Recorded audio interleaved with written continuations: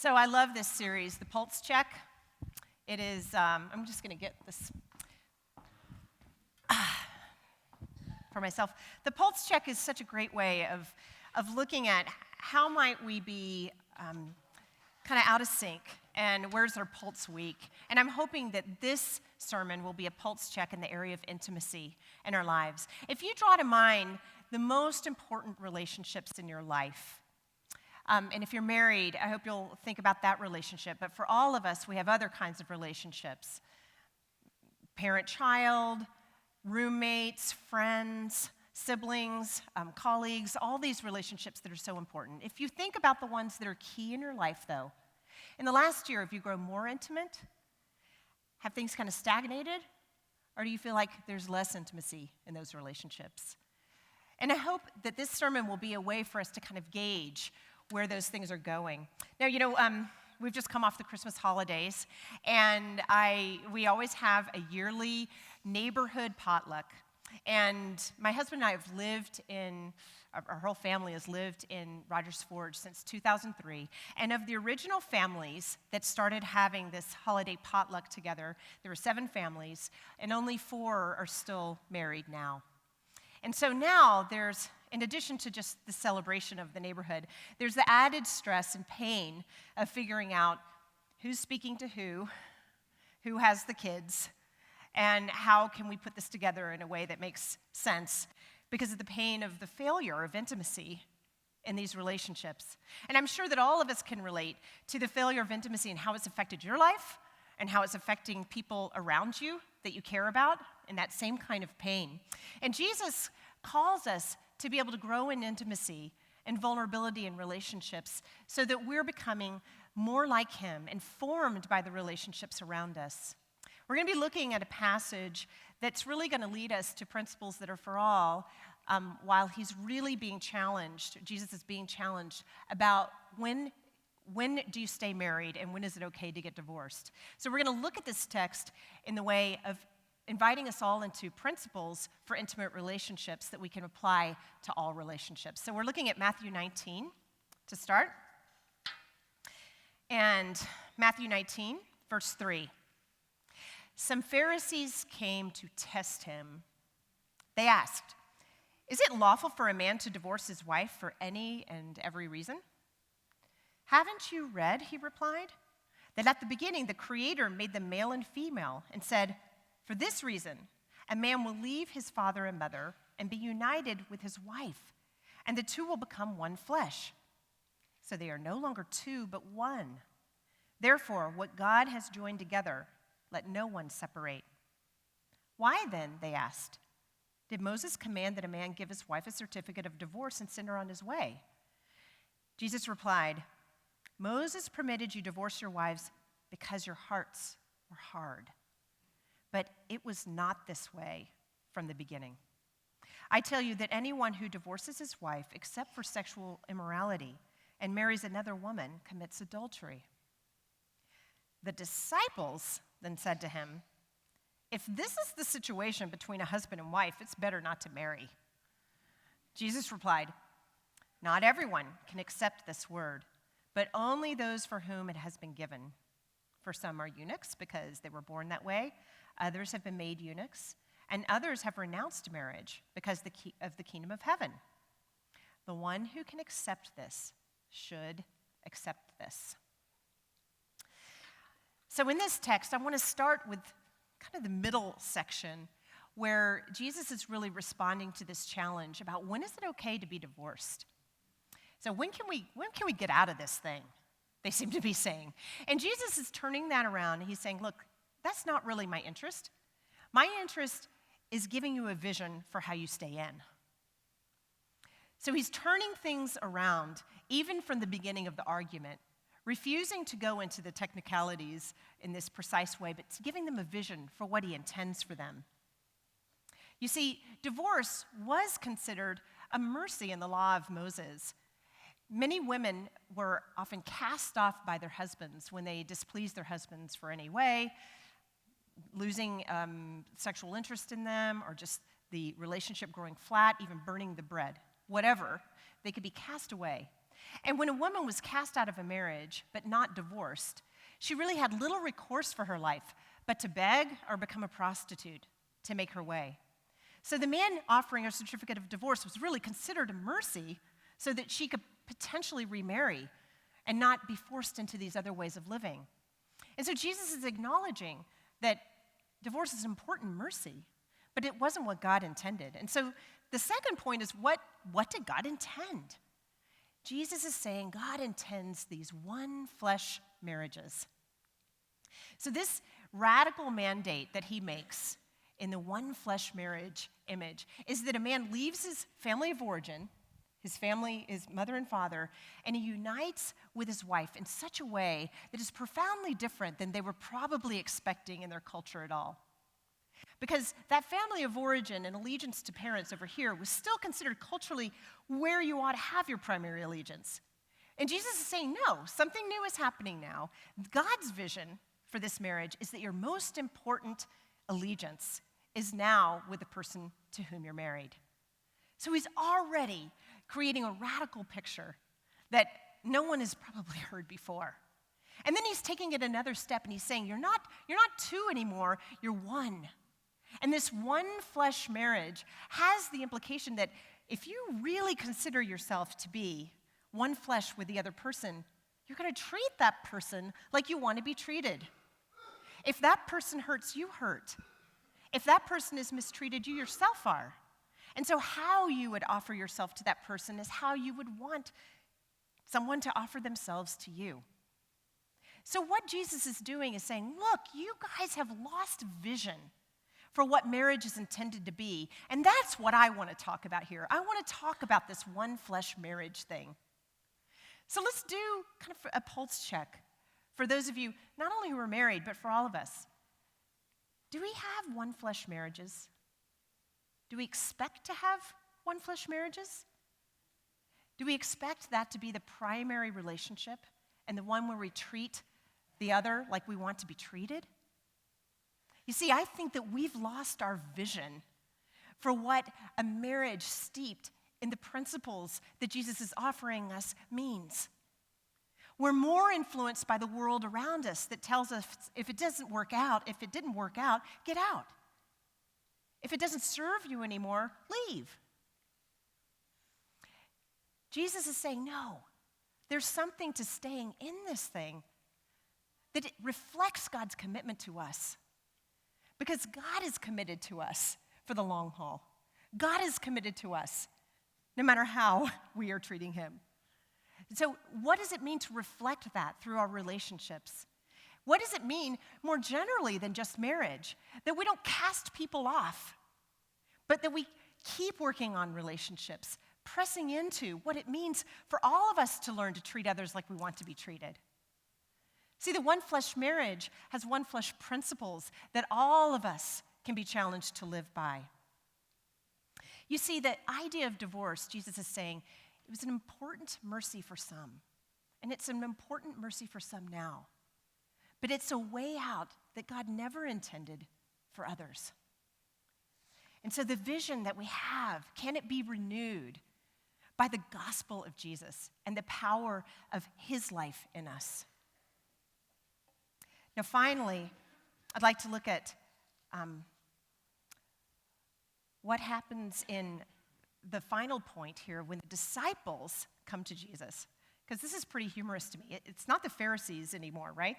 So when he gets to the very end, the disciples come to him and say, whoa, if this is this hard, who would do this?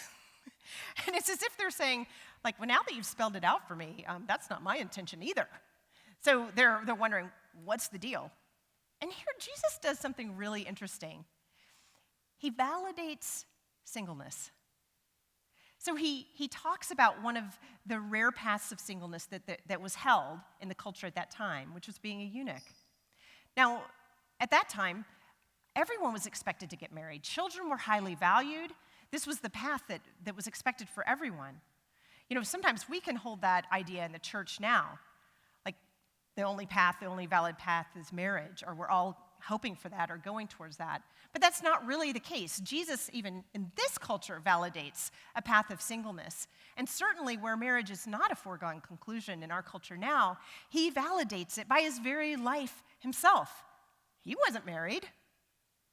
And he shows in this text too, he says, many people have given up marriage for the sake of the kingdom of heaven. And I think he includes himself in that. And he's saying, yes, it's a valid path, especially if you cannot live in the reality of the vision for marriage that I'm giving you. You see, Jesus is our model for validating singleness. And we're all to live into the principles of valuing other people, not casting them off and treating them like we want to be treated. So if this is what Jesus wants for us, how in the world do we do it? How do we learn to grow in this way? There are some marriage therapist gurus who've done all this research on how marriages fail and how marriages succeed, and they're called the Gottmans. And the Gottmans have created these little laboratories. They're like bed and breakfast with cameras all over the place, and they get couples to come hang out in their little bed and breakfast, and they observe them. And what they have done is they've been able to identify 4 behaviors that lead to marriage failure. And they have something like 96% accuracy in finding that if these behaviors exist, this relationship will fail. Now, this research has been so compelling to me in my work as a therapist that I don't just use it for couples. I use it for families. I use it for friendships. I use it for parent-child. If somebody did the research for any kind of relationship, I think that they would find that the research holds. So I want to capture this research for all of us and say that somebody did the research for marriage, but this research holds for all of us. If we practice the 4 things that characterize the things that the Gottmans found, we're probably going to have a relationship failure, whether it's marriage, whether it's roommates, whether it's siblings, parent-child. So let's take a look at what they are. The first one, and what we're going to do is look at the enemies of intimacy that the Gottmans discovered, and then the angels of intimacy, which are behaviors that we can learn to apply that are antidotes to the enemies. So the first one is criticism. Criticism tends to be global. You hear a lot of always and never in criticism. You never do what I ask. You're always late. Whatever it is, criticism has this kind of global flavor. And the angel of intimacy, or the antidote, surprisingly to some of you, might be making requests. Requests are clear and specific wishes or wants that you have. So whereas a criticism might be, you never listen to me, a request would be, would you be willing to sit down with me and talk about this? You see the difference? One is just pushing the weight onto the other person and how horrid they are. And the other is backing up and just asking for what is desired. You know, I feel like I struggle with this one a lot. A little example, last night, Dan and I are going out to dinner. I have it in my mind we need to leave about 5:30 or 5:35. Dan is getting in the shower at 5:26. I'm so over this by now. But this behavior, hey, honey, but this behavior is something that has caused me to look at my Dr. Jekyll and Mr. Hyde jumping back and forth between criticism and requests many a time. Because I can just be like, it is clearly ridiculous that one would jump into the shower 9 minutes before departure, and you were crazy. And then I'm like, no, this is my issue. I can make a request. Would you be willing to take your shower 5 minutes earlier because you're a nut job? But I would really appreciate it. You know, so it's hard. It's hard to do this work. You jump back and forth. It's not messy. I mean, it is messy. It's not easy. One flesh marriages and one flesh principles and relationships are not easy to live out. Okay, the second one, though, defensiveness. Defensiveness usually comes up when somebody has criticized you or someone has made a request of you. Hey, would you do the dishes? I'm always doing the dishes. Do you know what I've been doing for this family? I have been at it, taking out the garbage, I vacuumed. What have you been doing? This is defensiveness. The antidote for defensiveness is responsibility. Responsibility is taking responsibility for your reactions and for your role and things, and saying something like, hey, I'm feeling frustrated about our chores. Could we talk about this? You hear the difference? You know, when you are, I feel very defensive a lot of times when my children criticize me, because I would really like them to buy into my parenting techniques and how reasonable and fair they are, and for them to be eternally happy with my gracious parenting. And so I want them to get it. It doesn't work, right? Sometimes you just got to lay that down, take responsibility. These are my wishes. They're not going to own it, and just be in that. So it's not easy to live these principles. Third, stonewalling. Stonewalling is basically freezy silence, where you just ice people out. You know, have you ever heard of those families where when mom gets mad, we just got to get out of her way, and 2 days later she may warm up again, right? That's stonewalling. It doesn't invite intimacy into relationship. The alternative is openness. The alternative is saying something like, hey, I need to take a little space, but I want to come back to this. Let's have coffee tomorrow. Stonewalling pushes people away, whereas openness, even if you might need some time and space, invites people back in. Finally, contempt.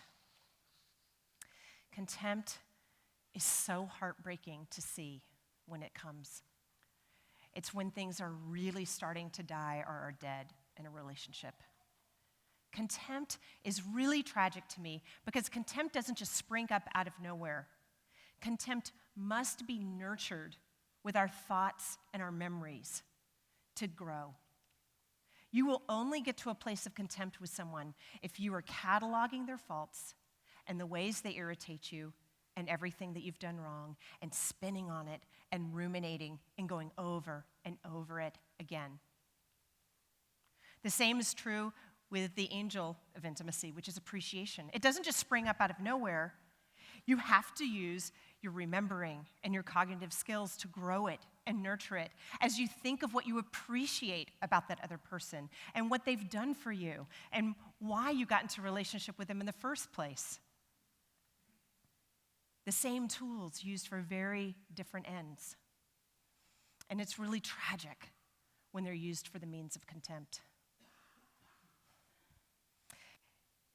You know, this one is not part of the Gottman's research, but especially for the married people now, I want to say I think one very important enemy to intimacy is secrecy.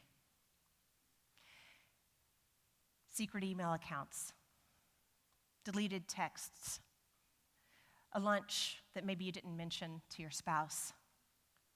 Where intimacy is growing in relationship outside of the marriage and where it is held secret, it's an enemy to intimacy.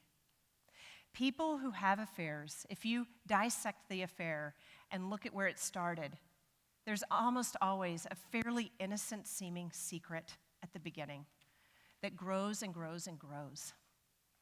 And you may not feel like you know what to do with that right now. You may not feel ready to talk to your spouse, but talk to someone. Let the secret come to light, because the antidote for that secrecy is unsecreting the secret and letting something new come in. Now, to illustrate the principles that we're talking about, we actually have the central players coming forward right now to give us an idea first of what the 4 enemies to intimacy may look like in day-to-day life, and then they'll do a do-over, and we'll see the 4 angels of intimacy at play. The screen will highlight what they're portraying.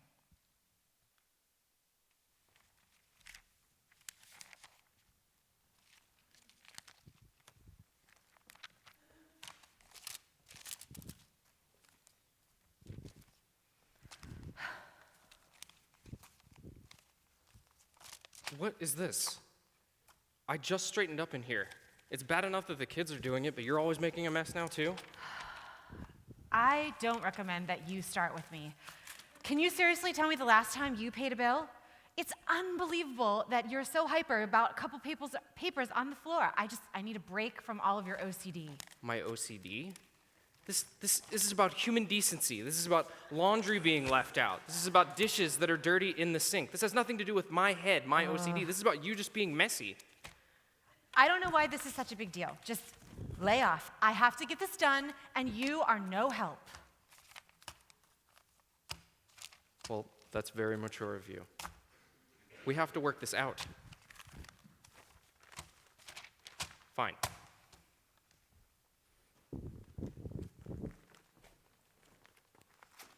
Take two.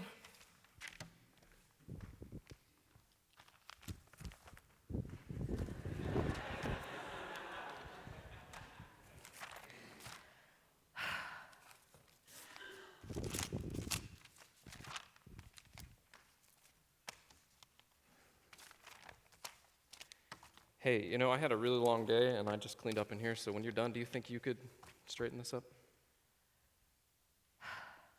Oh man, I know this is bad, and I will try hard to remember. I'm worried I won't, though. I'm just overwhelmed. I feel like I'm always forgetting something, and not to mention leaving messes behind me. I feel like you've never told me that before. Yeah, well, it's been getting harder to make ends meet since I switched jobs. A lot harder. I feel like I'm trying to work a miracle every month just to pay the bills. And I notice that you're picking up after me. It's when I notice there's all this guilt mixed with gratitude, and I know I'm supposed to be able to handle it all, and I'm not, and you're picking up a lot of slack around here when it comes to keeping things together. Well, look, we're in this together. When you took this job, we decided that was what we felt like God was calling us to, and maybe we just haven't worked out all the kinks yet. So why don't I set aside some of the mess, and how can I help you right now? Thank you.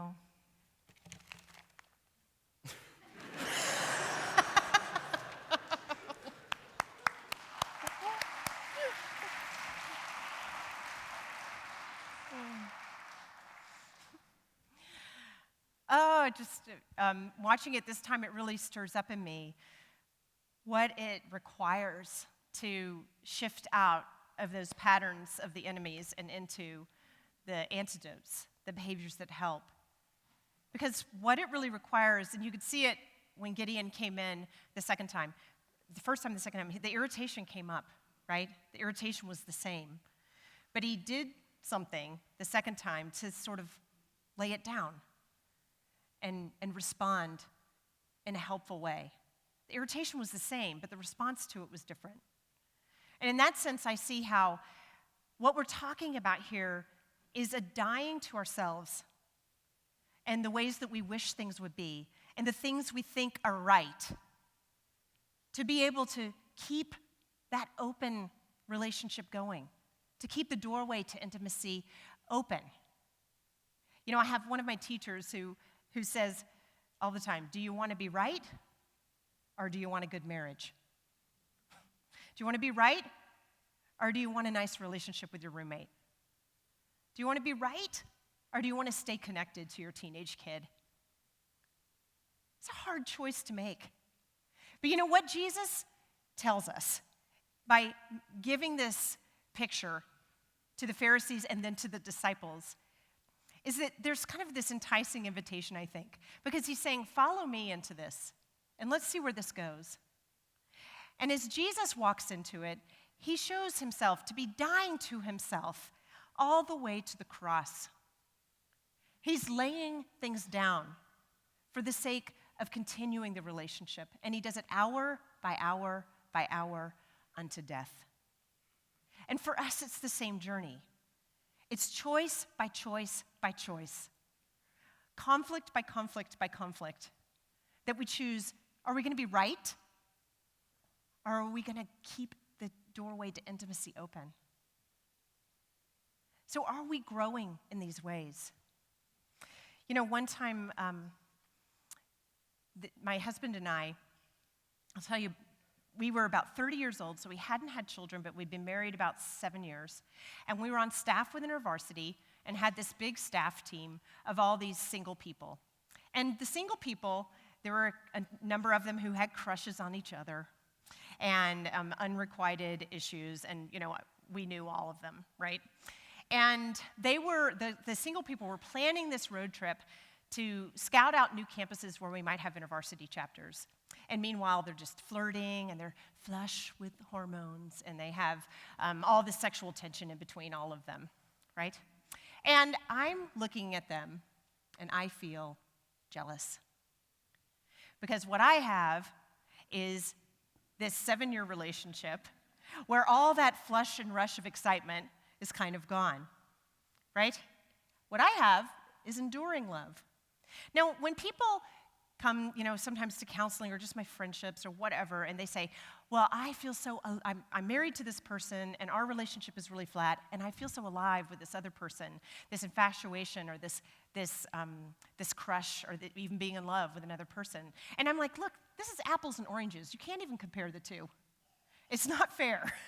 Because what happens when you have that initial rush of love is that you are flooded with chemicals from your brain. They give you a dopamine rush and frankly make you insane.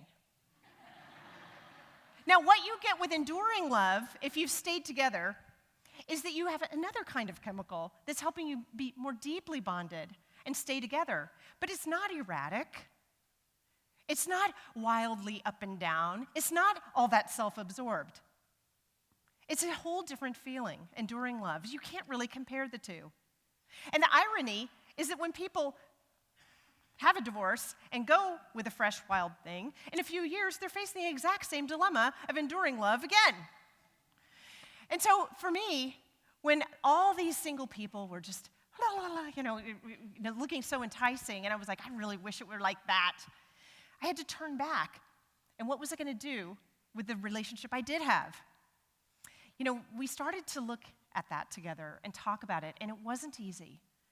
We came to a point of crisis, and it was so threatening and so hard to talk about the kind of flatness of our relationship that we called our friends Larry and Nina, who were about 10 years ahead of us in marriage and good friends, and we said, we need help. And I remember they were like, come on over. We drove from Davis to Stockton in Northern California. And we got there, and they had the tea made, and they just said, sit down, what's going on? So from then, we had their coaching, we had their help. They walked with us. I remember there was a significant healing conference that we went to that was very helpful to us in our relationship, but it was a season of being helped.